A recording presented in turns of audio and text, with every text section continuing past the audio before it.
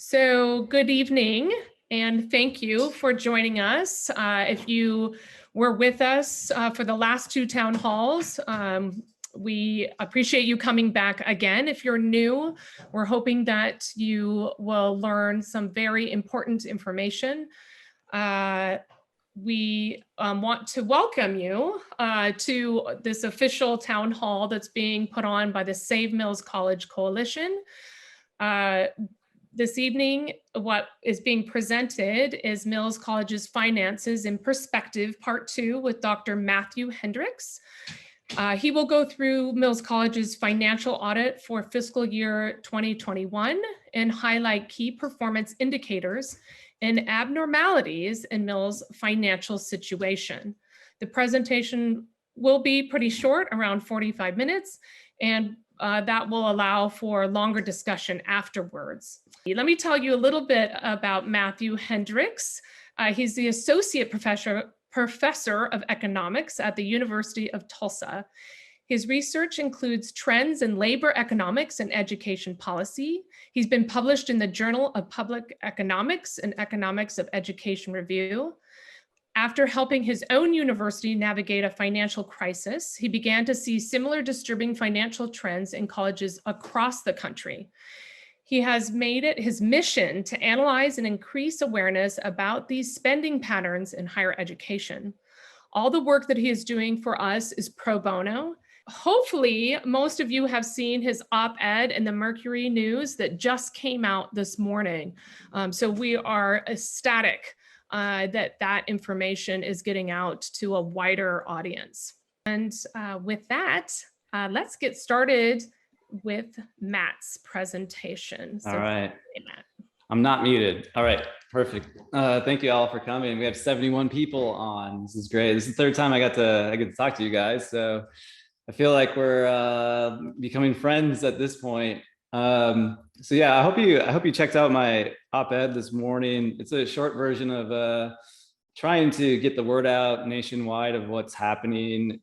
Mills is part of a bigger trend, and a lot of people know this, of course, but it needs to get out there. And Mills is a very high-profile school and one of the worst that I've seen. So we need to make sure that the truth gets out, and we stop really what's happening in higher ed. It's pretty sad. Yeah, we can save Mills. The point of this presentation is to just make it clear what the financial situation of Mills College was as of June 30th, 2021.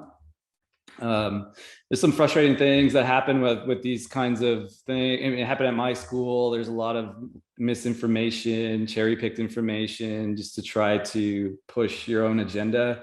So what I'm going to do with this presentation is just lay it all out there, the good, the bad, everything about Mills. Some things I don't know that we need to follow up on. People need to ask some questions. Other things are pretty clear. If you look at the audit, the main takeaways are the same. Mills is spending way too much money on things it shouldn't be spending money on. And if it just simply corrected that, it would have way more than it needs to fix its budget problem. It could be one of the top schools again in the country. It could spend a lot more on faculty and instruction, department budgets, travel, you name it, benefits. All of that could be improved for staff and faculty if they just simply fix these problems. So I hope you see that's clear. What I plan to do is go through and not bore you to death, but I'm going to try to make sure the story is clear. So what I'm going to do is to share my screen and give you comments on the important lines that I see in the financial statements. The goal I have for this really is that if everybody in the room has a good sense of how to read the financial statements, then we can't be like fooled into thinking things are true when they're not, right? I mean, that's really powerful. They're really important at my school. In fact, I'm on a committee at my school that does exactly that. The point of the committee is to take all of the financials from the administration and present it to the faculty. All right, so this is a very important task that any university should be doing. And I'm pretty sure that's not happening at Mills, right? So we need to make sure that it does, so that people can ask the right questions and you can have an elevated conversation about the financials, what's really going on. All right, so I'm going to share my screen here, and let's make sure I get the right screen. I think it is this one. Yes. All right. And so do you guys see a financial statement? All right, perfect. Okay, so really it's not complicated to read a audit. All right, every university in the country has to complete an audit and post it publicly to be qualified to receive Title IV funds. So all of the audits look similar. They have almost all the same lines.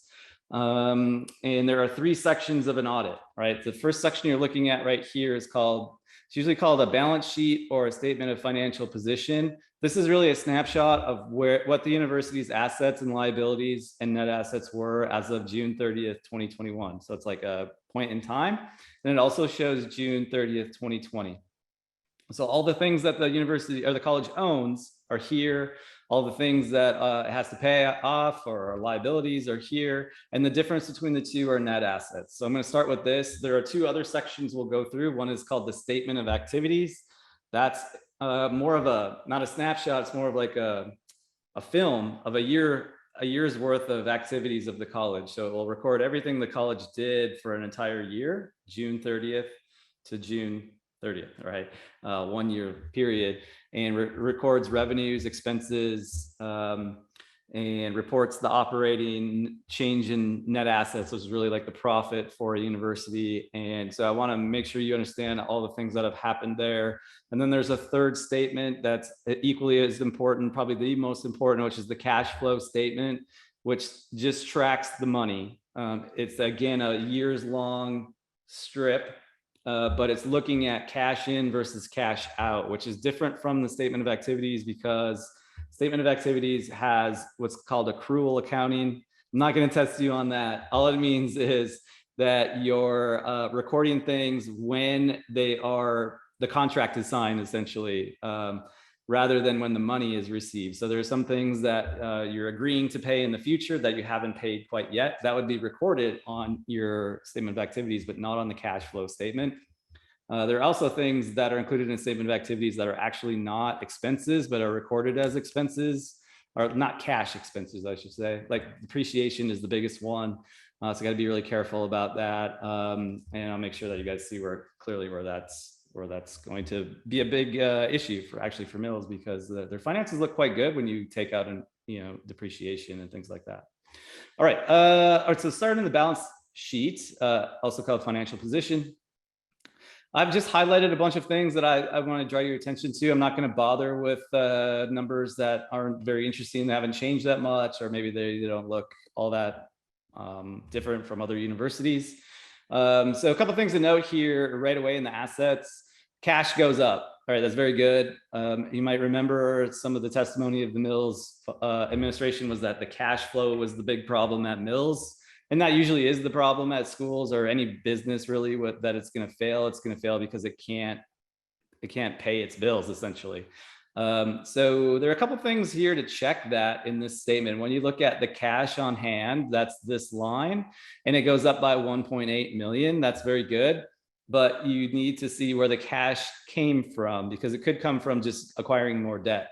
And so first thing I usually do on these audits is check, okay, cash on hand, did that change? Yes, it went up by 1.8 million. That's beautiful. And then check where the cash came from. If it came from a line of credit or more bonds, then it's not so great. But you can see what happened here with Mills. They paid off, actually. This is 2020, this is 2021. They paid off $1 million in their line of credit, and they paid off, what is that? Another 1.3 million-ish of bonds. Okay, that's great. They paid off 2.3 million total in debt. So their cash went up by 1.8 and they paid off 2.3. So that tells me right away that the cash flow statement is going to look great. So we'll see that in more detail in a little bit. Another thing here, this is amazing. This has happened nationwide, actually. The endowment did fantastic last year in the market and increased in value by $39 million in 1 year. That's 20% of the endowment. And so that's a significant development, because what that means is Mills is going to get about 3.5 million more per year for operations in about 2 to 3 years, depending on how much lag there's going to be in the spending policy, which the board can change at any moment. So, but I think the current spending policy is the average value of the endowment over the previous 3 years. 7% of that is what the school is going to get for operations. So that would mean, if you did the math on that, in 3 years, that means $3.5 million more than it's getting right now. That's great. That's beautiful. I mean, that's a significant increase in revenue.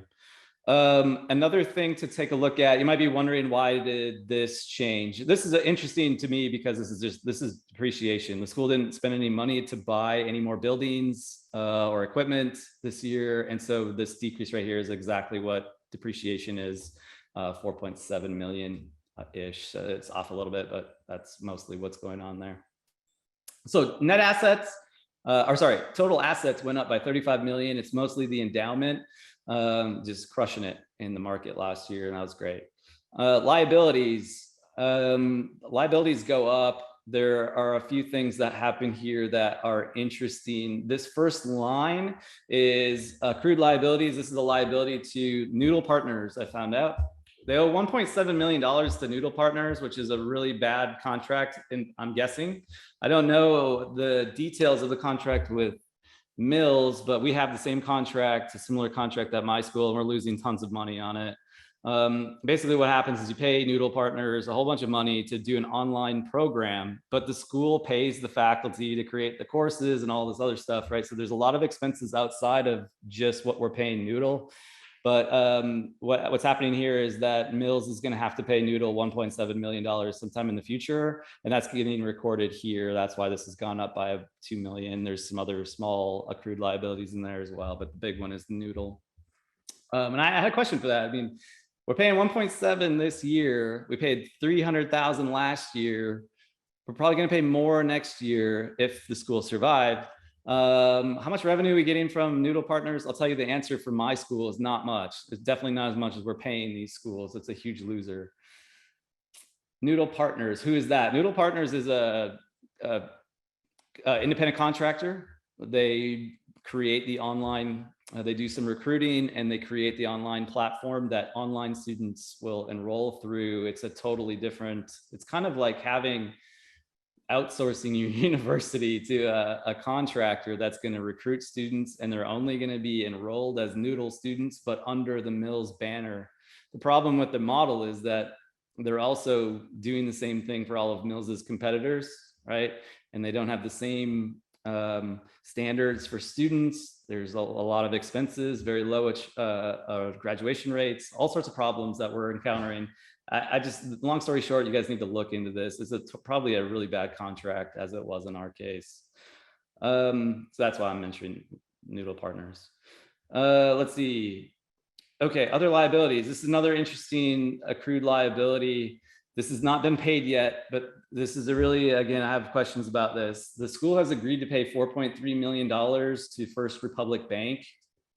And it's kind of vague. It says in exchange for reducing the bonds payable. Apparently the bank that holds the bonds is First Republic Bank, and they're going to pay them 4.3 million in the future to reduce it. I don't know if it's to zero. I don't know what the deal is, but it doesn't say in the audit. So I have lots of questions about this. This is very bizarre. Usually what I see in these audits is universities will issue new bonds and get cash. Actually, they'll issue new bonds, pay off their old bonds, and keep a bunch of cash, right? So it's really weird to me that Mills would be doing this, paying out 4.3 million in cash for this deal, rather when they're cash poor. I mean, that's what they've been saying, right? And they are indeed a little bit cash poor. Why not do what everybody else has been doing and issue new bonds, pay off your old bonds, and keep a bunch of cash to pay off the line of credit and have liquidity? In fact, this is exactly, I mean, a lot of schools have done this. It's Holy Names just did this in 2020. They paid off like $17 million in their line of credit, right? By issuing about $44 million in bonds, paid off their line of credit, and had cash left over to help them keep their operations going. Seems pretty logical to me. And by the way, Mills would qualify for a lot more credit than Holy Names does. Holy Names has negative net assets and like half the revenue Mills does. So clearly this is possible. Mills could easily issue 50 million and pay off their bonds 24 million, pay off the line of credit, 7 million, and have almost 20 million left to do whatever, all right? And I don't understand why they're not doing that. So that's, long story short, again, why aren't they doing that? I'd ask that question if I were you guys or the faculty or anybody. Okay, so you can see that's all there is to that. The lines of credit, bonds got paid down a little bit. They got this weird agreement, and then the noodle partners is what's going on. So you can see the change in assets here. The total net assets increased by 31 million. That's virtually all of that is because the endowment increased so much. But there's a problem here in that the unrestricted assets decreased again by what, about 6.5 million here. So this is problematic. 6.5 million drawdown again in unrestricted assets is not good. What schools typically try to do is keep this positive, of course, and have a little buffer there. I can zoom in my screen, sorry. Have a little buffer to keep that, healthy and have some cushion. So there's a drawdown, so there's a reduction in net assets, unrestricted net assets of 6.5 million. The point of this statement is not to really explain why that happened. The next statement does, all right? So the next two statements are, one is to show changes in net assets and what caused them. And then the one after that is to look at cash flow. All right, so let's go into the next statement. This is looking at all the activities that the university or the college was engaged in over the year, what they spend money on, how they got revenue, and then the difference, all right, and why net assets changed.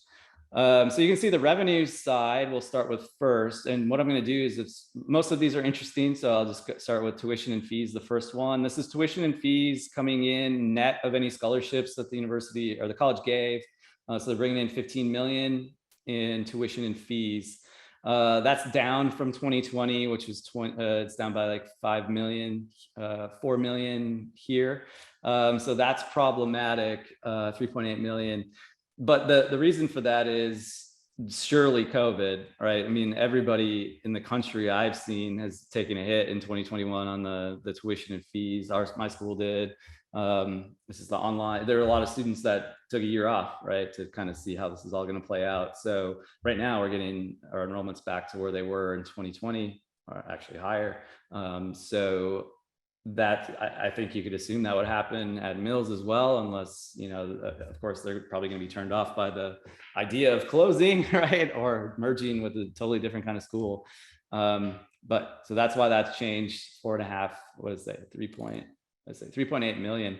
The bigger hit comes on room and board, of course. When you're online only last year, most of the students are not living on campus. So that means you're going to miss out on your revenue from people living in the dorms and buying food plans, right? That's your room and board. And so you lost half of the revenue there. Pretty typical. We saw the same thing happen at my school. We just lose all the auxiliary revenue here, half of it. So there's still some revenue coming in. You might wonder, some of that's going to come from athletics. Maybe there were some students that stuck around and did live on campus. So some of that would be in there. Bookstore is another generator for revenue for auxiliary enterprises. So yeah, it took a big hit. Again, COVID related, I'm sure. Donations also took a hit. Again, I'm not sure why that would be, but donations were at 10.5 almost, and they're now at 4.7. I mean, that's not good, but there's lots of random movements and donors as well. So I'm not sure what to make of that at the moment. It's just down. Here's one that's interesting. In 2020, the school got COVID relief money from the government, which is 5.8 million. So I was expecting that this number would drop by 5.8 million, but it didn't. It only dropped by 3.4. No, sorry, dropped by 2.4. So that means the school got a different grant. A new grant. And I'm not sure, this is another one of my questions. I'm not sure what grant they got this year. It would be about 3.4 million. And I'm not sure if it's more COVID money because they don't say anything about that in the audit. I'm not really sure what this grant is. You should probably ask about that. It's a significant amount of money. It's 3.4 million. If it's a permanent thing, that's great. If it's a one-time thing, it kind of changes the calculus a little bit about how big the deficit is. So we need to figure that out. Let's see. other. All right, so as you know, in 2020, there are a couple of things that they generated other income on. They sold the rights to put a cell tower on one building at Mills, and that got them like $1.5 million or something close to that. And then they also sold a couple of assets. I think it was Music Piece or something. I can't remember exactly, but they brought in like $2.5 million from selling some assets. 2.5, 3 million. And what they did in 2021 is they sold another asset. This was the first folio, Shakespeare's first folio, and they sold that and netted 8.6 million. So that's the difference here, right? You lose the revenue you got from selling about 3 million, and then they brought in another 8.6 here. So that's the gap that you're seeing on other revenue. All right, that's why it's higher here. All right, so that brings us down to a couple other things here. This number right here is important. This is money that's coming in from the endowment, and so is this. So some of the money coming from the endowment is coming here as well. It's also donations, being restricted donations that are now being released for operations. All right, that all brings us to a really important number here. This is revenue. This is called operating revenue, usually just like normal language. And it's fantastic, actually, for Mills, $56 million of operating revenue. This is money they can use for operations. $56 million is a great operating revenue, even for Mills. But if you compare to other schools, it's like fantastic, right? I figured it out before the call here. It's about rank 11 out of 138 similar schools. And it's even higher than Mills's revenue historically. It's higher than it was in 2018 and 2019. So revenue, again, I mean, I'm just not, yeah, revenue fell off for Mills, but it's still fantastic. You should be able to run a very high quality school on that kind of revenue, and you should be able to fit your expenses into that revenue, no problem. The problem is that Mills is not fitting their expenses into that revenue, and they've really not made a significant effort to do that unless you talk about cutting instruction, right? Cutting faculty, cutting things closest to their mission, which is the problem I have with Mills. All right, so let's take a look at their expenses.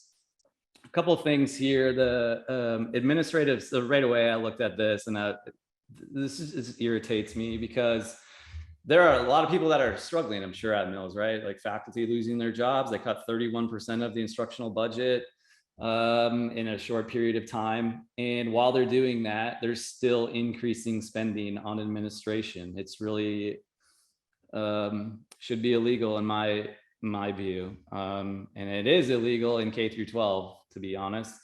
The problem is I just don't think there's enough people watching, right? So that's what I'm trying to do with this talk. Maybe people need to watch, right? And so hopefully this knowledge will spread.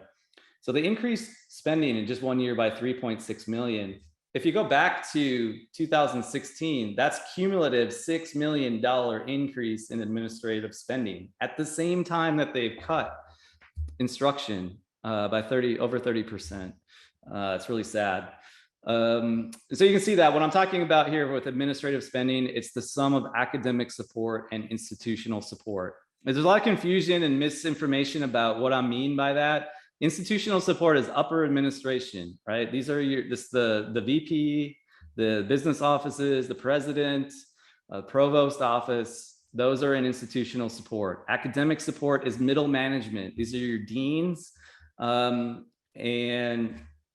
mostly deans, right? Mostly deans, middle management. There's also the library in there, you know, not necessarily administration, but they're not closely linked to instruction either, but they're in what's called academic support. This does not include admissions. Admissions is not in either of these categories. Admissions is in student services. Student health services are in student services. I don't include that in administrative spending. This is actually fine at Mills. I would expect this to be higher at Mills actually because of the type of student Mills serves, right? More counseling, more career services, student records, all of that, admissions, that's all in student services, not in administrative spending. Administrative spending is this plus this, not student services. All right.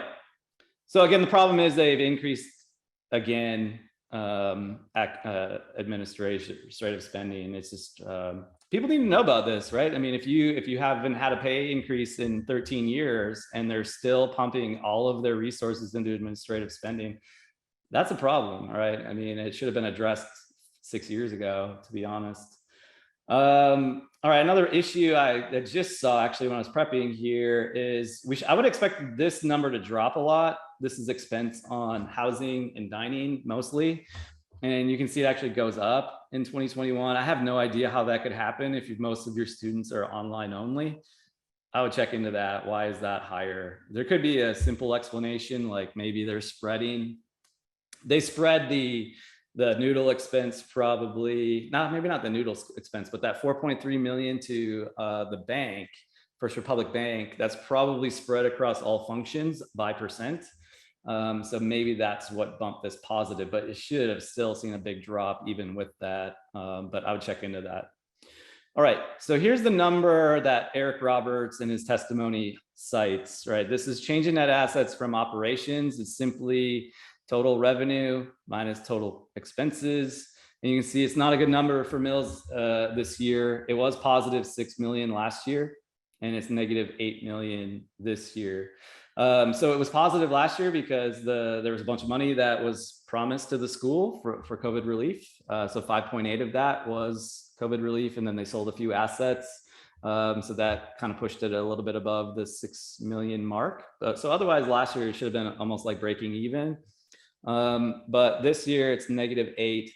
So it doesn't look good, but there are a few things to keep in mind here. Again, this is COVID. This is the COVID year that's going to be, the one year that's going to be impacted. Hopefully just 1 year.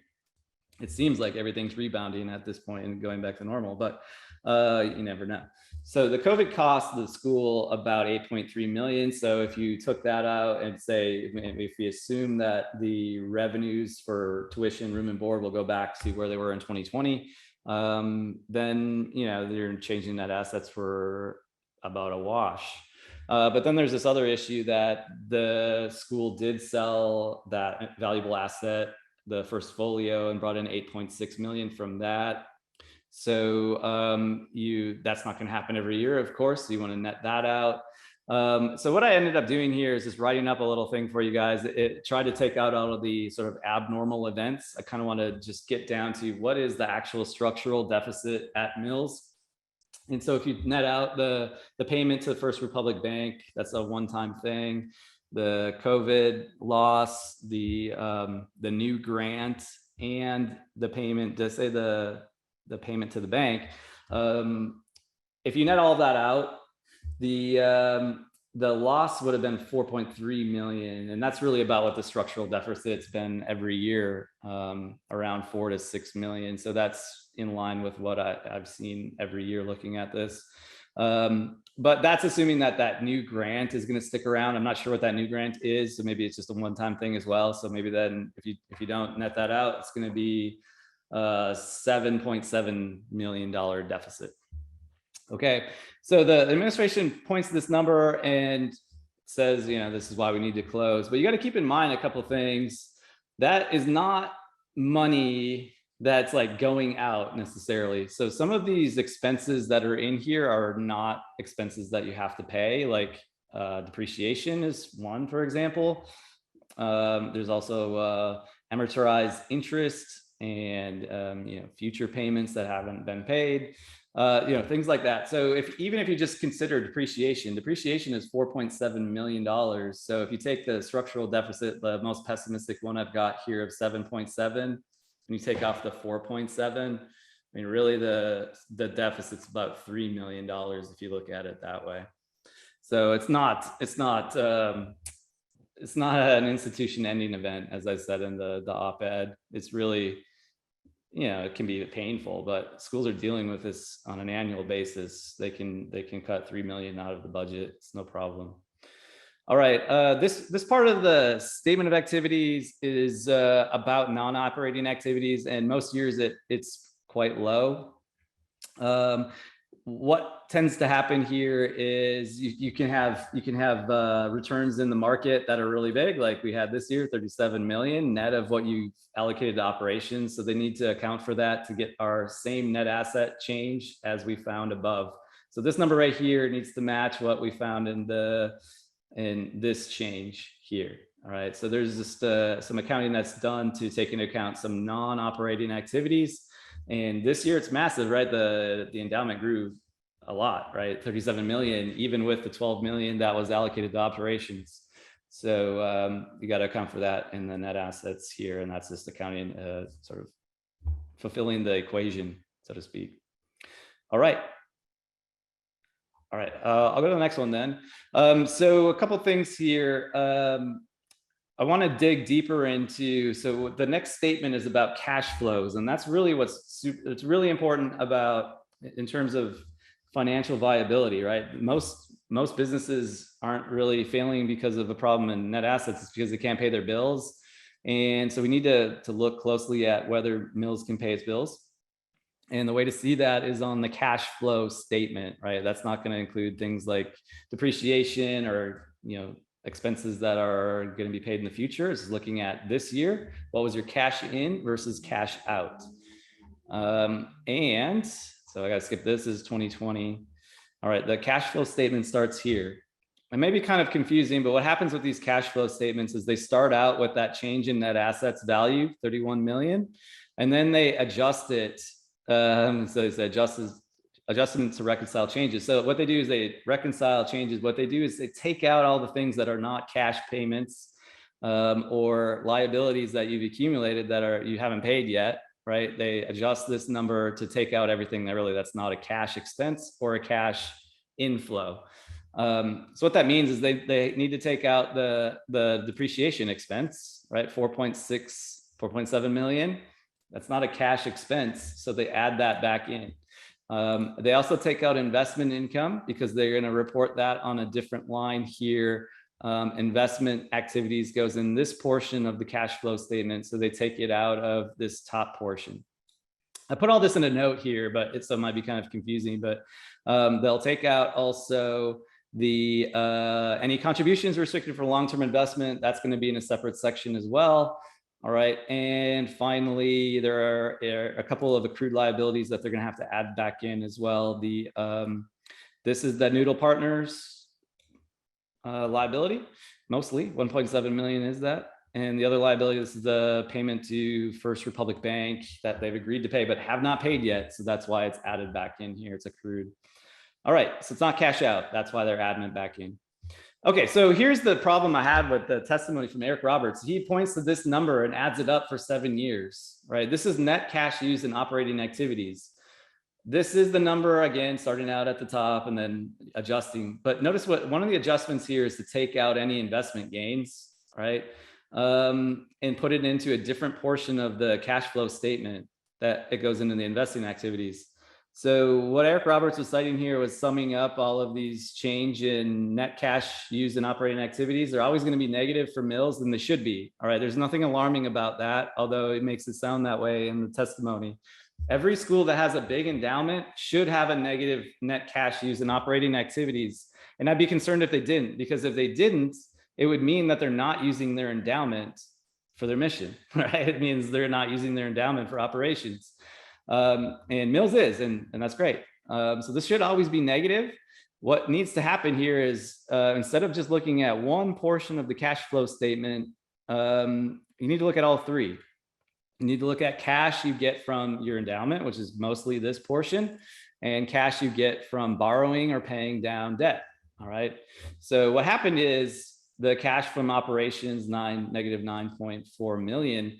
But the university gets 12 million, or the college gets 12 million from its endowment. So they're positive cash flow there when you account for what they're getting from the endowment. And you can see that here, this gap between proceeds from sales from investments and what they purchased is cash coming in from the endowment account. It's not quite 12 million here because they did get some contributions for long-term investments from donors. And so they'll put that also into buying investments. That pulls that number up a little bit. So the real number, I've got it here, the real number is 12.3 that they get from the endowment. So it's just off a little bit, but once you adjust for this 560, then I think it's really close. And another thing that's in here is any money that they're spending to buy equipment vehicles, whatever they're buying to run operations. That's they spent $480K. All right, and then the last part is any cash they're spending on paying off debt or accumulating cash from issuing bonds or whatever.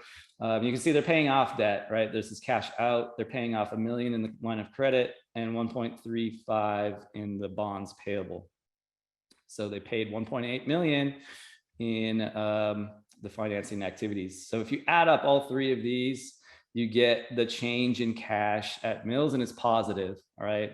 They had a positive cash flow this year, which is great. This 2 years in a row, actually positive cash flow. And it's really bizarre to have a school that's wanting to close when it's had 2 straight years of positive cash flow and paying off debt, right? I mean, it's even after paying off a whole bunch of debt. You can see last year as well, they paid off also $2.3 million in debt. Okay. So to be fair, though, there's a couple things to consider here. Again, this includes, I mean, I want to be completely straightforward with you guys. Mills does have some problems, but they're not as serious as they've made them out to be. They would have had a negative cash flow, assuming a couple things, if they didn't sell the first folio and they still kind of like blindly continued in their really high expense environment. Yeah, they would have been short about $5.7 million in cash last year had they done two things. They didn't sell the first folio and they continued their really high expending policy. All right. So again, you know, structural deficit there of roughly $6 million. Okay. So that's all I want to talk about. I'll give questions. So the takeaway though, again, is right here. The point is that it's a problem they can fix, right? I mean, I think realistically, they can cut $12 million in 1 year out of their budget and it wouldn't affect their operations at all. In fact, it'd probably make it better because that would give them enough money to balance the budget, be enough money to pay your faculty what they're owed and your staff. So morale will go up. With higher morale, you get higher student morale, you get better student retention. Everything is sort of depending on that. And so ultimately, I think if they were to cut 12 million out of the budget, out of the administrative budget and auxiliary enterprise, which I've mentioned before, it's the food contract is really out of whack. It's 1.8 million too high. That they can resolve it, right? They can more than pay off, more than fix the budget. They can fix the salary problems on campus, any maintenance issues, they can fix that as well. So that's again, my impression of what should happen at Mills. Okay, I'll take questions. Okay, thank you so much, Matt. That was incredibly informative and I learned a ton. So thank you. Okay, good. Yeah, it's fast. I don't want to push you guys. I'm sure half the crowd is sleeping, right? We just went line by line through an audit. Well, this is good for all of us, really. Yeah. I think it's important information. So the first question is from Wynn Dobbins. Why would Mills need Noodle if its own professors are creating and teaching course content? Why can't the IT department manage the online content? Yeah, we're actually grappling with that same question at my school. So our former administration signed this contract and we're dealing with it right now with Noodle, and you can't get out of it. That's the problem. So we're asking the same question and we're trying to find answers. We have new president, new provost, new deans, and they're all like, what the hell were we thinking with this contract is basically what's happening. We're losing a ton of money. We pay them millions to do what we're not really sure. We pay our own faculty to create the content and they put it on there. They do some marketing for us, but honestly, we should have just done it ourselves. It was a total disaster. We're trying to get out of it. Interesting. Okay. Sharon Ellison asks, how serious is a little bit short on cash as compared to what Mills could get if they paid off debt with bonds? How serious? I guess I'm not sure about the question. Most schools, I will say most schools right now that are having any cash flow problems are doing what I said. They're issuing bonds for very low interest rates and for more than what they need, right? To pay off their lines of credit, pay off high interest debt. I mean, anybody refinance their house lately? I mean, that's basically what I'm talking about, right? Refinance your house, pay off the high interest debt, and you get some cash at the end. That's exactly what these universities are doing. Of course, you don't want to be irresponsible after you get the cash in and then spend it all, right? I mean, they do need to balance their budget. But, I think it would be wise to have 10 million in cash sitting in an account for a rainy day, right? Right. Then you don't have to use the line of credit. Yep. Good point. And with that, your interest payment goes way down as well. That's another thing I didn't really talk about, but they're paying several $1,000,000 in interest on the line of credit. That would go away if they did the issue bonds idea. Okay. Danny Aiden Stone asks, over what time period did they cut 31% of the instructional budget? Yeah, I set that at 2015. I kind of identified when everything started going off the rails was in 2015 when they lost half of their applications. So I usually go back to that point. And so I'm pretty sure when I calculated the 31% drop, it was relative to 2015. Okay. Let's see. Elizabeth asks, where does deferred maintenance figure into the picture? Deferred maintenance. It's not in here. I mean, that's not going to be, it's kind of going to be in depreciation, I guess. But they have maintenance. They pay a lot for maintenance in here. That's one of the things I'm kind of curious about, why people think that the maintenance is a problem, because they do actually spend a lot on maintenance. It's in the, I mean, it's way down here. I don't want to make you guys eyes bleed here, but there's a note that has all of the functional expenses broken out a little bit differently than what it is in the statement of activities. And I'm not seeing it really quickly here, but there it is. Maintenance, facilities operation and maintenance. You can see they're paying $12 million a year. It's not, that's it's a lot. It is a lot. Yeah. So yeah, I kind of, I don't know. I mean, maybe they are deferring maintenance and letting buildings go to hell, but then what are you paying $12 million for? I mean, that seems like enough, but I'd have to look into it more deeply to see exactly what that status is. But I'll really though, the most universities are not used. I mean, they're gonna, if the buildings are crumbling, they'll just issue bonds, right? The one thing I wanted to make a point of, Mills's bond debt is very, very low for a school of its revenue and assets, right? It has room to probably issue about 70 million in bonds if it wants, and it wouldn't be really out of line with other schools of its sort of revenue and assets. It has very low debt, and so I have a spreadsheet of all that if you're interested, but there's a lot of room to borrow, and if they need to fix up buildings, they can do that. 20 million bucks. I said they could issue 50 million in bonds and pay off all their debt and still have 20 left over for maintenance if they wanted. Wow. Sharon asks, has the price from the private sale of the music score to a private buyer shown up on the audit? How much did it sell for? Yeah, I think it's in there. Let me see. It's going to be in collections. It would be in the same note where they posted the, let me just check that. Same note where they posted the sale for the first folio. So actually I can direct you to that note. 8.6.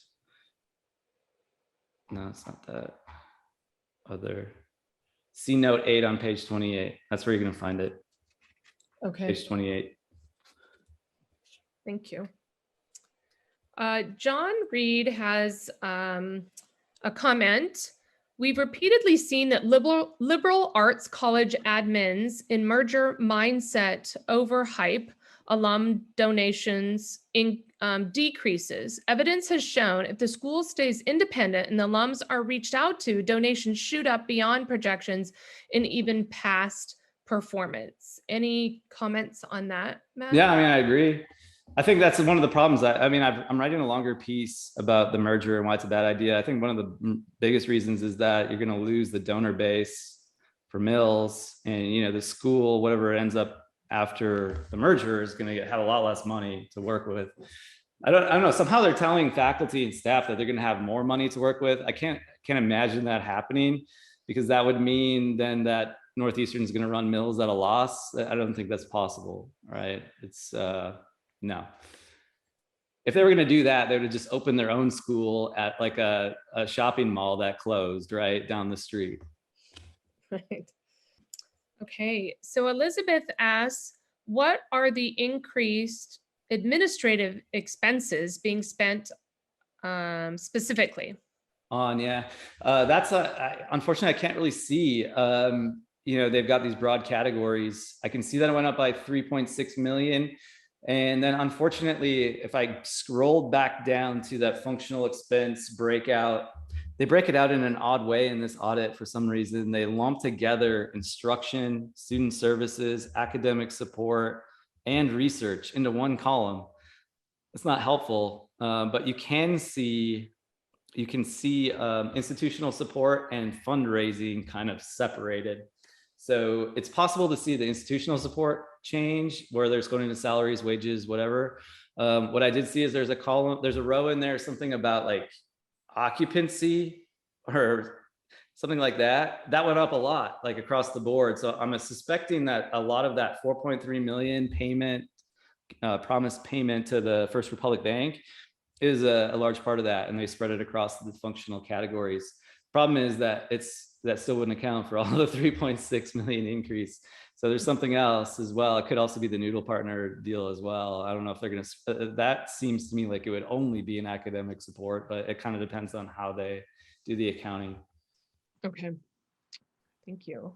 So a comment from Danny. Danny is saying that Mozart sold for 0.88 million. For the cell tower, Mills granted an easement to a third party in return for 1.66 million for 99 years. Yeah, that sounds right. So it's like 2.5 million they got, right? Last year. Yep. Right. Yes. Okay, so I'm not seeing, one last question here, and then we'll move on to people that have raised their hands. This is from Priya. Matt, can you briefly discuss the comparisons to other colleges to clarify your key points?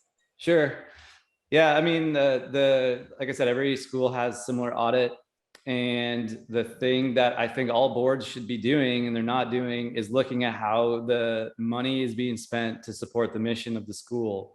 If you honestly looked at how this school is spending its money, I wouldn't even know if it's a school. I mean, it kind of looks like some kind of, I don't know what it's doing, right? I mean, it's not putting its money into its mission. What you want to look for here is the spending on instruction versus administrative functions. But also there's a problem in a lot of schools spending a lot on athletics as well. And that's here. And that's actually a problem in my school, but it's like hitting a brick wall to try to move the needle on that. But so I've been focused on the administrative spending versus instruction, trying to get a sense of what schools spend, what good schools do. Good schools do not spend their money like this, not even close. It's reversed at good schools. They'll spend way more on instruction and way less on this. Even small schools, you might have heard, there's a common response to my analysis saying I'm not accounting for fixed costs and all that. And I am. I'm looking at schools that are the same size, that are literally 2 miles away from Mills, right? Probably have more buildings, actually. I don't know what Holy Names looks like, but it used to be quite large. They lost a lot of students. So I'm accounting for all that. And so the comparative analysis I've done is on the dashboard. It's really in a detailed look at finding 30, I think I have 31 peer institutions for Mills. And the peer institutions are found with a machine learning algorithm that's actually the same algorithm as you get when you go to Netflix and it tells you what you should watch.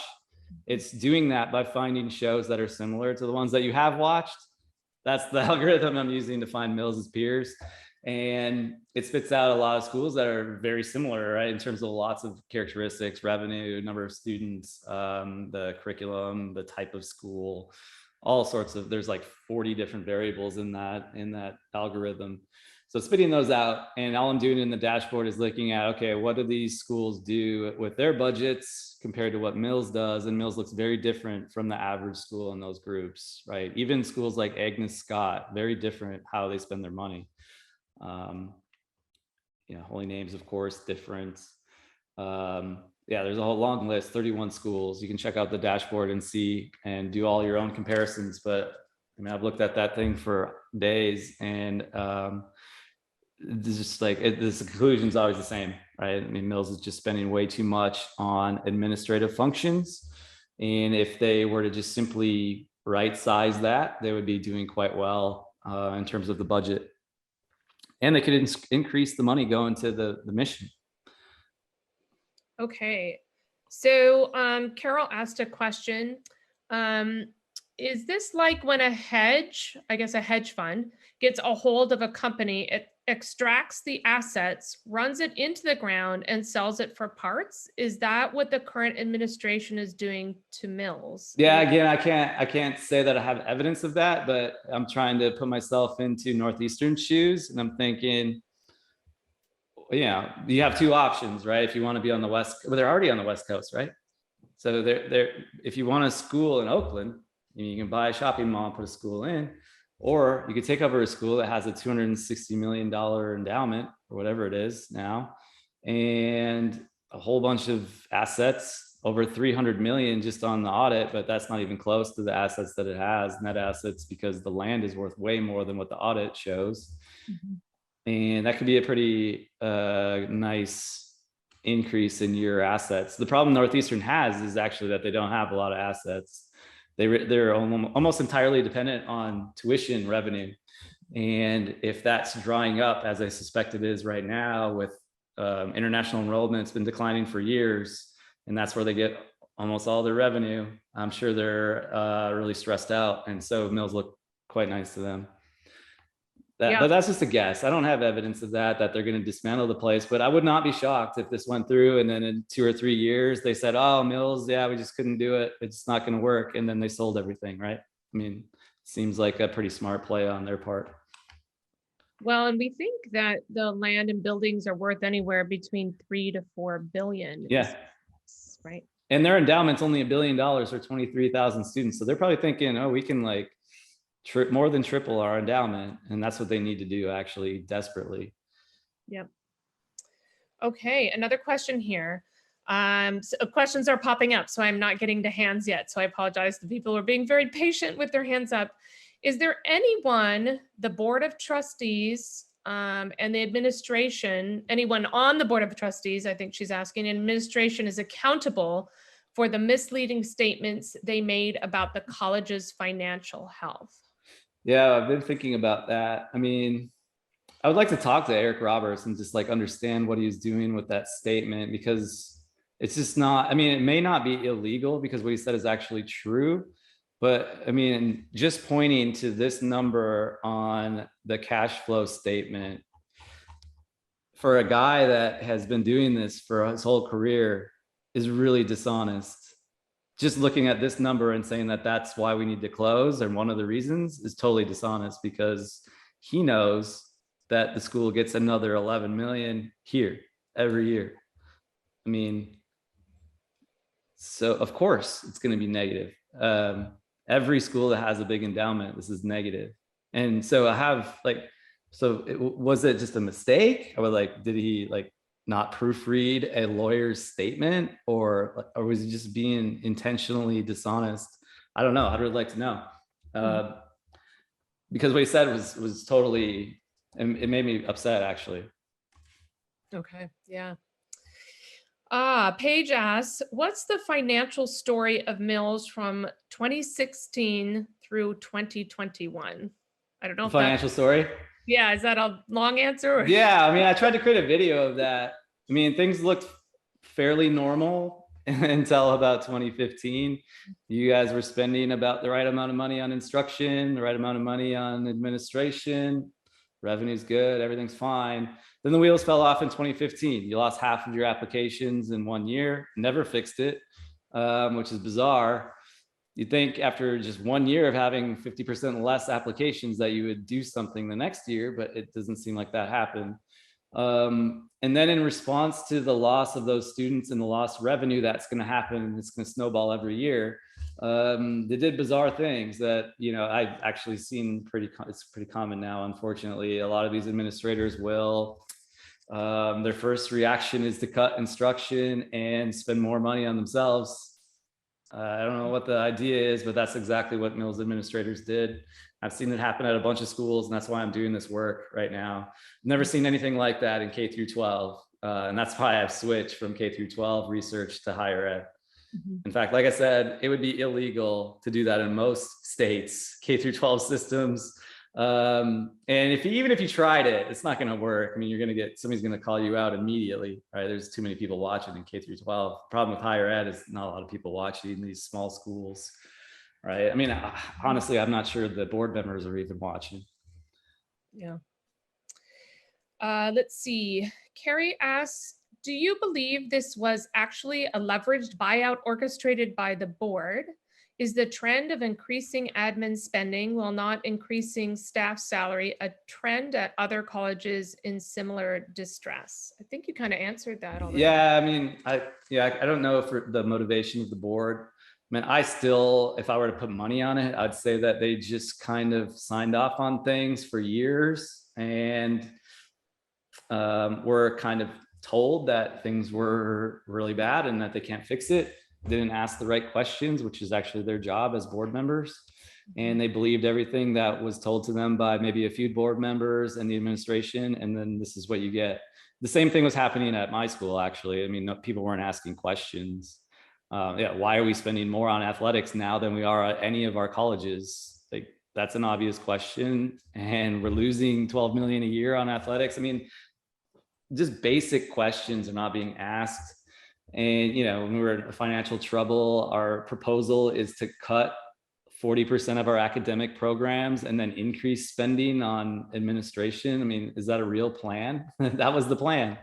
So yeah, I mean, this is happening at a lot of places. I haven't had a cost of living adjustment in probably 7 years. We have no retirement contribution at the moment, zero. It's all because of what's happening at Mills. Really, I told my colleagues today, I sent them the op-ed that I wrote, and I was like, here's what would have happened at our school having not done something, right? It's exactly the same path that we were on as what Mills did. But we were able to stop it. But of course, we're still trying to dig out of the problem that we still have some of the same board members, right? And, you know, hurt feelings, grudges, all of that. But yeah, it's a trend, right? Hiring more people. Nobody ever gets fired, right? Like, we lost all of our international students in just 2 years, yet we still have this huge center for international students. Like, just people get hired constantly and nobody gets fired. And you end up in a situation where nobody gets raises, nobody has retirement. You got a lot of extra people around that are doing things that are not even close to what they were hired to do, right? And maybe they don't need to do them, somebody else could. And that's the story of my school. I'm not saying that's exactly like Mills, but it sounds like it. It looks like it. Oh, there's kind of a funny thing on this audit too. I found this version on the Federal Audit Clearinghouse. I've been checking that like weekly because Mills was due to put their audit up 2 months ago, if you didn't know that. And they didn't do it. And so I kept checking the Federal Clearinghouse because I thought that's where it's going to show up, right? Not on their website. And I found it on the Clearinghouse and put it on Facebook, and lo and behold, then Mills posts their own audit on their own website like a day later. So that was pretty funny. And you know, there's a part of the audit that's not included on the Mills website. At the bottom, when I read it, they got dinged for not reporting things in a timely manner. And so it wasn't this case though. Some other documents they weren't posting to the federal government in time. They're supposed to post within like a couple of days after they create it, and they didn't post it. So they got dinged for that. At the bottom of this version, you can see it. Oh, wow. So, yeah. Okay, so Kelly D asks, has the Northeastern audit been realized yet? Yeah. If not, when is the deadline? Have you seen it yet, Matt? Yeah, I've looked at Northeastern's audit. It was out in December. It was out actually before I did my second presentation. I took a look, and I was surprised to see that they did actually really well. The revenue stayed pretty constant. I think that's because they were able to kind of weather things online, right? And they don't actually have a lot of resident students where you're really going to take the hit. So the hit really comes in the room and board, and they don't have a lot of that anyway. Most of their students are not living on campus, right? So they did the online bit, and people paid, and they were able to weather it.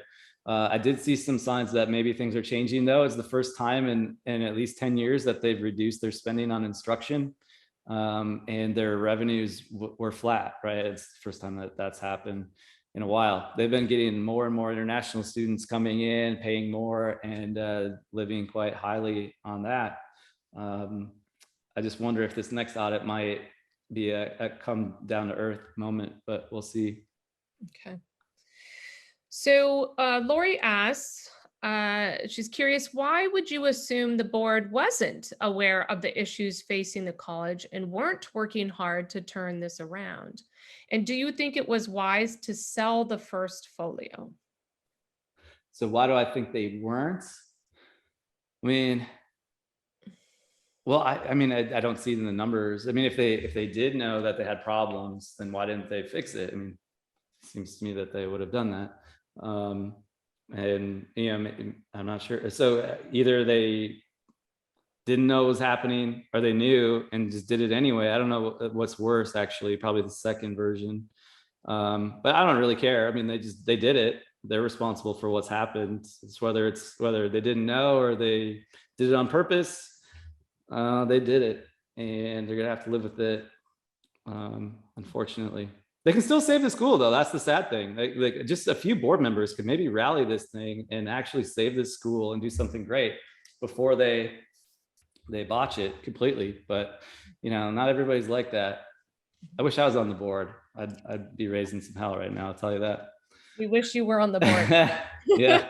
The second part of the question, what was the second part? Do you think it was wise to sell the First folio? No. I mean, they don't have to sell any assets. They have to cut. You have to cut your spending. It's ridiculous. You can't spend like they are. They're spending $65 million right now on operations. It's crazy.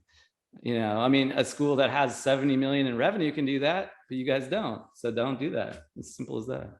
Yeah. Yeah, it's sad. It's sad they sold those.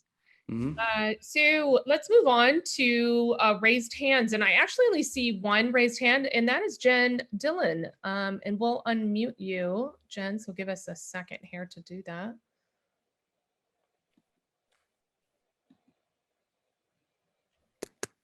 There we go. Hi guys, Matt, thank you so much for all of your work and like your beautiful explanations. It's extremely helpful, and just like thank you to Cynthia and Kieran and everybody for, you know, all your hard work and putting all of this together. What I was just hoping is while we're all on a Zoom call together, we could maybe think about the 80 or so of us who showed up tonight, like how we could work together. I mean, this is a grassroots movement to try to save the school, right?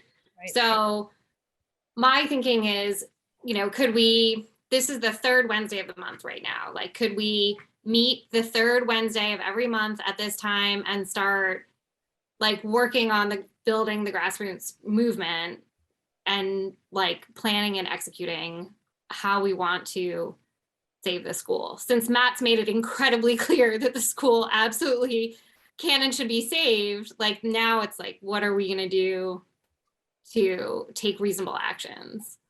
And it seems to me that many of us who are on this call right now are the people who want to do it. So I'd love for us to be meeting once a month and like working together.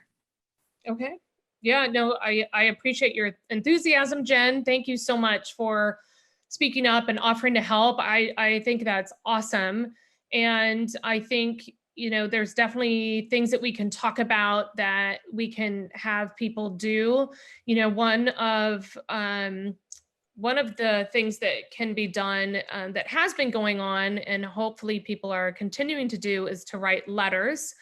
So we have a document for you to help you to do that, to make it super, super easy. You don't have to research anything. And so we will put that into the chat for you. So I encourage everybody that's here, please write to all these individuals that we've listed for you. It really makes a difference. They absolutely have to read letters that are given to them. Their team has to go through these letters, whether it's the Attorney General, who we've been in contact with. You know, one of the things that we could still use everybody's help with, so please call your networks, like email them, text them as soon as tomorrow or this evening and ask them to donate to our legal fund. There's much more we can be doing with the Attorney General. There's a ton of information from Matt that we can provide for him, but we have to go through our legal channels to do that. And unfortunately, that will cost us not a lot, but we need everybody here. We need your help with that. We need more funding. So that fight has continued because the reality is Rob Bonta, the Attorney General, is the only one who has legal standing to intervene to stop the merger. And he also eventually has to sign off on it.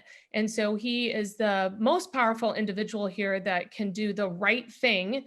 And not only can you send letters to him, but also we can send formal legal letters to him, which is absolutely critical to get his attention. So please help us with that. And if you need more information, you know, people that want to give money but need more information, I'm happy to talk to them at any time. And you can reach me or Kieran or any of our leadership team through the Save Mills College website. So we'll put that link in the chat for you and you can send us emails directly. But I'm absolutely happy to talk to anybody that wants to donate and how their money would be used. And we've been incredibly prudent about the money that we've used. We've used a lot of pro bono lawyers, but the one that we need is a litigator and we do have to pay them even though they're incredibly reasonable. So just needed to put a plug in there. There's also the opportunity for all of you here to put in a pledge. And what the pledge does is it says to Rob Bonta and the community and the powers that be, that if indeed we save the school and we turn this around, which we can, and we have a lot of experts out there that we can use to help us turn the school around. We've been working on this for almost a year now. And so we've talked to a ton of higher ed experts that could help us and who have saved schools. We really need to show a pledge. And that was imperative for Hampshire School. They had a $3 million worth of pledges. We also saw that with Sweetbriar. They had probably double that in pledges that they were able to show that helped turn their school around. So please look for that on our website. And it is only if we save the school. So you won't give us anybody any money unless we turn it around. And the more you can give, the better. And again, please ask your entire network. It really will make a difference. I'm telling you, this is a critical piece to what we're doing. So I can't impress upon you enough the importance of that pledge. So but I do want to specifically answer your question, Jen. We will absolutely, as a team, debrief from this meeting and talk about how we can engage people further. There is definitely power in numbers, and a groundswell is incredibly important in this fight because it's not over. It will be. What we're being told is by June 1st, there will be a formal agreement, but that gives us plenty of time still to make things happen. So if you know anybody out there who's discouraged and has given up, please tell them, absolutely, do not give up.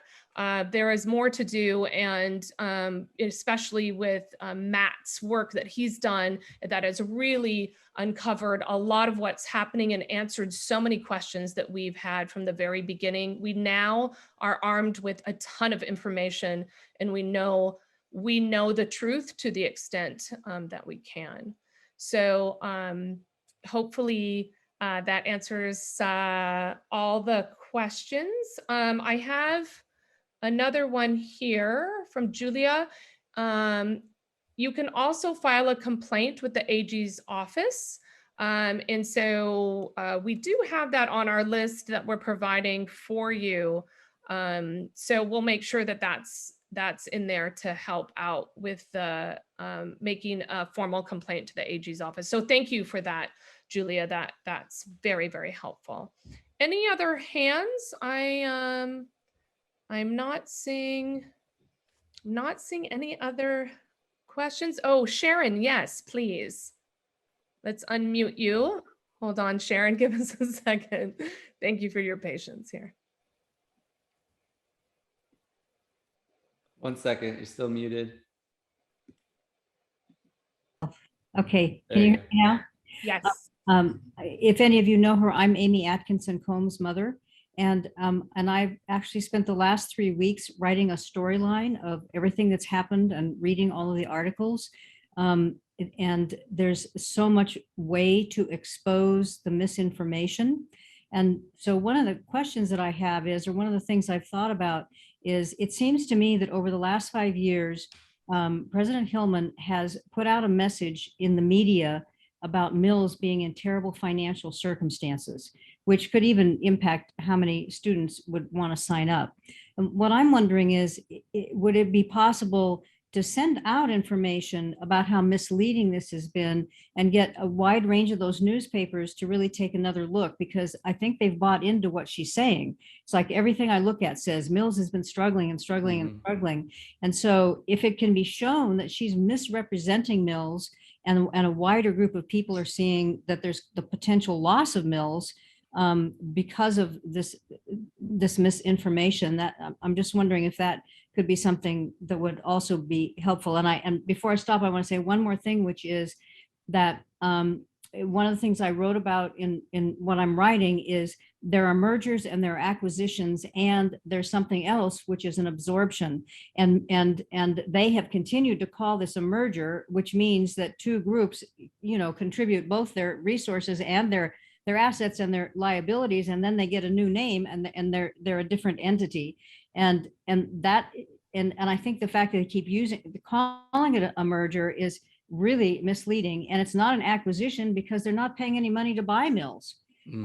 It really and truly what's happening is that President Hillman is giving the gift of Mills College. I mean, it's an absorption. And one time I think she must have slipped because she used that word. Most of the time she has used the word, the word merger, or she's once in a while used acquisition. But I saw one article and I can't find it. I'm angry that I don't myself, because I don't remember where I found it. But there was one place where she talked about being so thankful that Northeastern was going to absorb Mills. And so to me, maybe not using the language of merger, which is misleading, or even acquisition, if people know that this is like a gift, like this incredible college is being given away, that might be valuable too.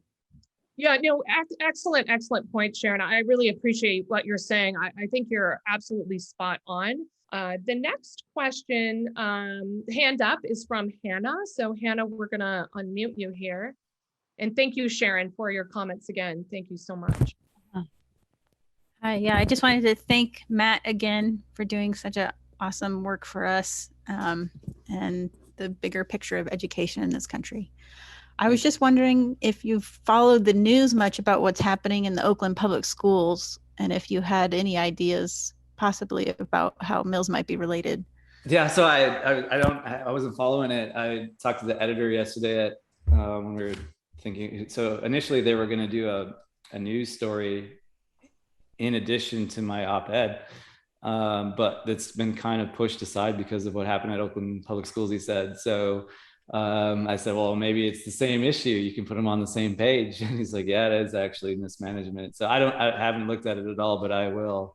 But you can rest assured there's going to be an army of people like me that will come in that case. That's the problem. Like, everybody's in K through 12 policy, lots of people watching. I feel like I'm the only one watching the other group, unless you're going to count only one watching small private colleges, unless you're going to count like Huron Consulting, but they're going to charge you millions to come in and do the analysis that I'm doing for you guys.